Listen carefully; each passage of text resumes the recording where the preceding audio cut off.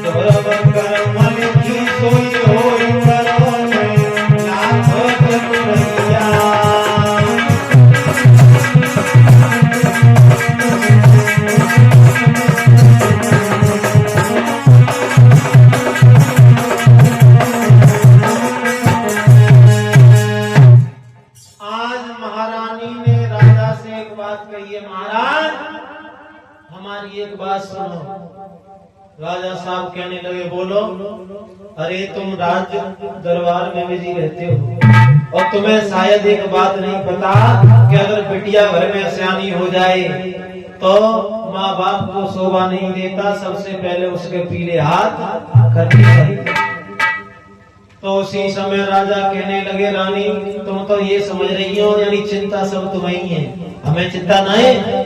अरे हमको भी चिंता है, लेकिन रानी बिटिया से बड़े हमारे 5 पुत्र हैं और परीक्षित महाराज ये बात सत्य है कि यदि बाप का जूता यदि बेटा के पैरों में आने लगे तो बाप को बेटा कभी बेटा नहीं समझना चाहिए, उसे मित्र का दर्जा देना चाहिए। जब भी कोई काम करो तो उसे पूछो। तो उसी समय राजा भीष्म कहने लगे ये बात हमें ध्यान है कि हमारे घर में एक बिटिया है और जो सुंदर है और उसके लिए कोई सुंदर ही लड़का देखना चाहिए।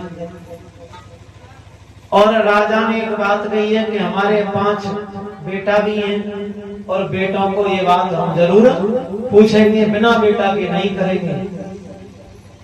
रानी से कहा है तुम चिंता न करो।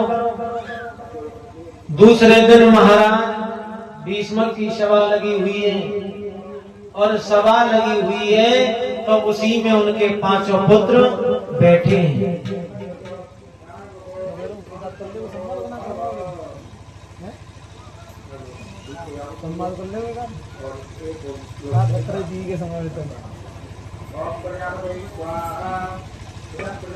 प्यारे भक्तजनों,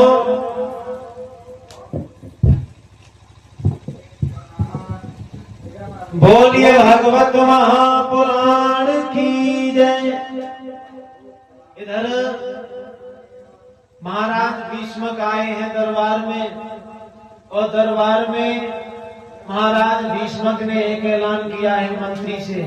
मंत्री बोलो महाराज कि आज आप एक ऐलान कर दो कि आज हम किसी का मुकदमा नहीं लेंगे, और आज हम एक विशेष बात पर चर्चा करेंगे।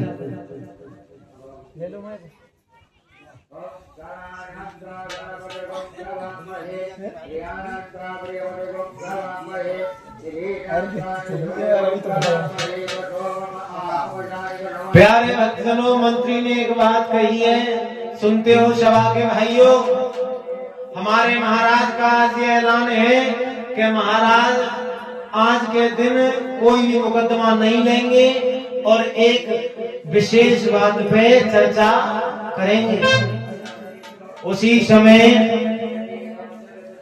महाराज भीष्मक कहने लगे हैं, सभा के लोगों, आप एक बात जानते हो, हमारे 5 पुत्र तो है ही हैं, और 5 पुत्रों से छोटी एक बिटिया है जिसका नाम है रुक्मिणी, और देखने में बड़ी सुंदर है।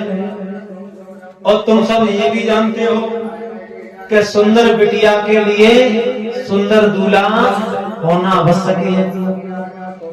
प्यारे भक्तजनों, आज उस सभा में चर्चाएं होने लगी, लेकिन बीमारी परीक्षित जी दूसरी बन गई। अगर कोई किसी का नाम लेकर के बड़ाई करता है तो दूसरा लोग खड़े होकर के उसकी टांग खींचने लगता है। यानी कोई किसी लड़के को बताता है तो कोई किसी की बुराई करता है।